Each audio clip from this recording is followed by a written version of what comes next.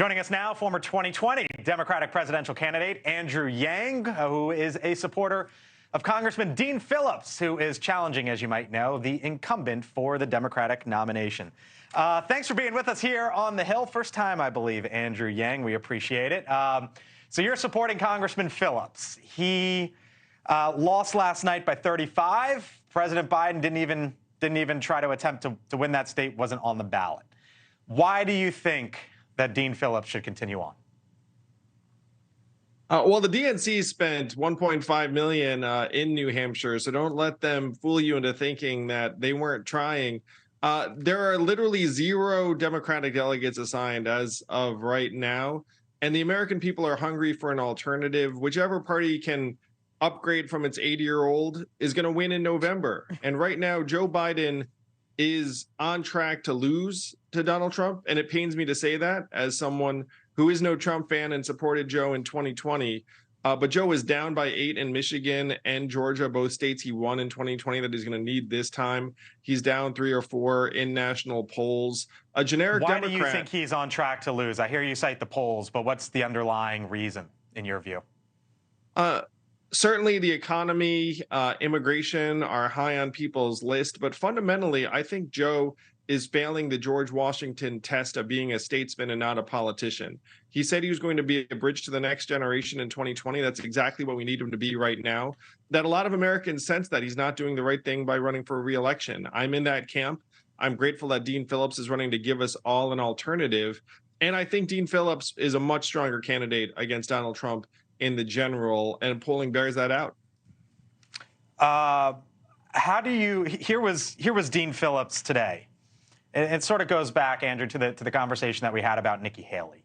He wrote this. He said, quote, "I built businesses and brands and studied the best successes in marketing history. Never known one that generated 20% market share in just 10 weeks as we did last evening. We are just getting started." Still, though, he lost by 35. I could see how you can argue both sides of the coin here, but at the end of the day, he lost by 35. How can you make the case that he's just getting started? Well, he's running against an incumbent who had every person from the party that had an elected position on the other side of it. And getting 20% in 10 weeks is stunningly impressive.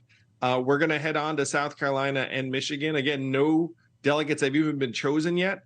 And the fact is, if Democrats and independents get a look at Dean and say, wait a minute, this guy could actually be our nominee as opposed to the 81-year-old that makes me nervous anytime I see him out and about, that I'm afraid is going to lose to Donald Trump. Dean's going to do better and better. Most Americans have never heard of Dean Phillips as of this interview. You know, and that's the fun thing about this stuff, Blake, is that Dean is brand new on the scene. He's at 20% New Hampshire. And if he can just keep on climbing from there, you're going to see a real change in dynamics over at the DNC. I hear you mention now several times the president's age, and we know this is a big issue on both sides of the aisle. Does he have the mental sharpness to serve effectively as president? Only 28% say that's the case for President Biden. Nancy Pelosi was just interviewed and was asked about Donald Trump mixing up Pelosi for Nikki Haley in the recent days. I want you to listen to the answer that Nancy Pelosi just gave, and I'll get your reaction on the other side. First of all, he has a cognitive disorder. It wasn't that he just had a slip of the tongue of using a name one time for another. Anybody can do that.